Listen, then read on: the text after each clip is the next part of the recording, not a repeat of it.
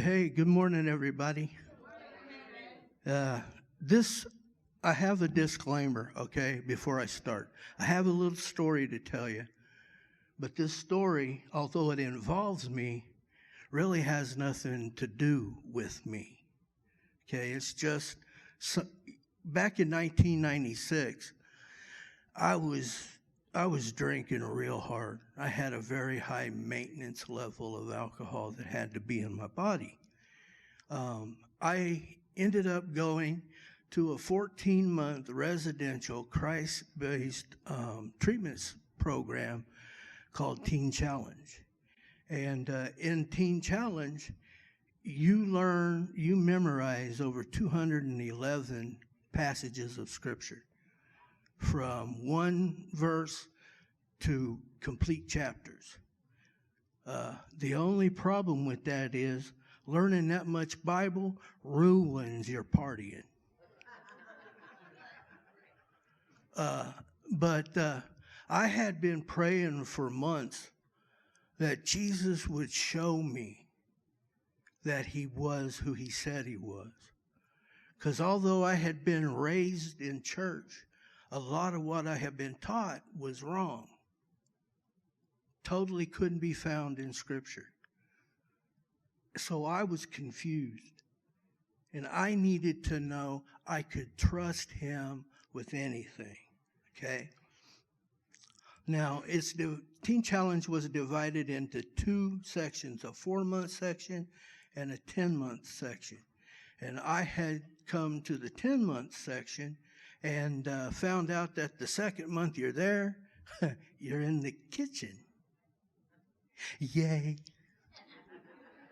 There were 120 men there to serve 3 meals a day. My job was the drink guy. That's pretty self-explanatory what I did. I learned how to drink coffee there. Now I drink it too much.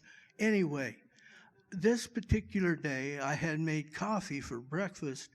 Coffee at breakfast was the only time we got coffee. And so we gave the guys a chance to get 2 cups. This particular day, I had my 120-cup pot sitting in front of me completely full, and I had the backup on the stove keeping hot. We go through 120 cups. That's to be expected, right? We close the doors, get ready for seconds. I dump the backup into the pot. I have 60 cups. We open the doors. Each man, 120 of them, are lined up again for coffee. And I'm like, holy crap, I'm going to have a lot of guys mad at me because we only have 60 cups. And I just said, kind of jokingly, God, you fed 5,000 with the boys at lunch. You could stretch this coffee if you want to. But whatever, it's all good. Guys start coming in, and I give them each a full cup. I don't cut at corners at all. Give them each a full cup. All of a sudden, the doors close. The last guy standing in front of me, I finish his cup by tilting the pot. 120 men got a full cup of coffee off of 60 cups. Yeah, give God some praise, because that was amazing. I'm standing there, going, holy cow. And I heard this voice say, there you go. I just showed you. I will take care of you. I got this. Now, it took me 13 years after that point to get and stay sober, okay? And I've never again ever doubted Jesus. I know above all else, Jesus is who he says he is, and he will do what he says he will do. Every promise in the Bible is true, and you can trust him to keep it. There's a twist to that, though. Every promise in the Bible, including salvation, is if then. If I do what is required of me by God, He will honor His promise.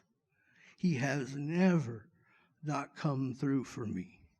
Somehow, some way, even though it took me 13 more years to get sober, He kept me alive out of many situations.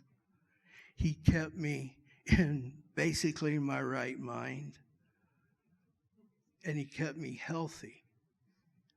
Drinking all I drank, I should be a wreck.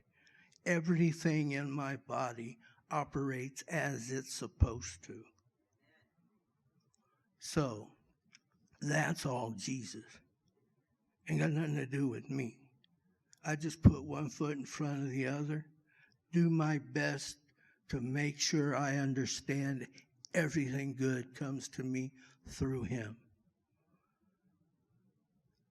That's all I wanted to share. It was that little story, and hope you got something out of it.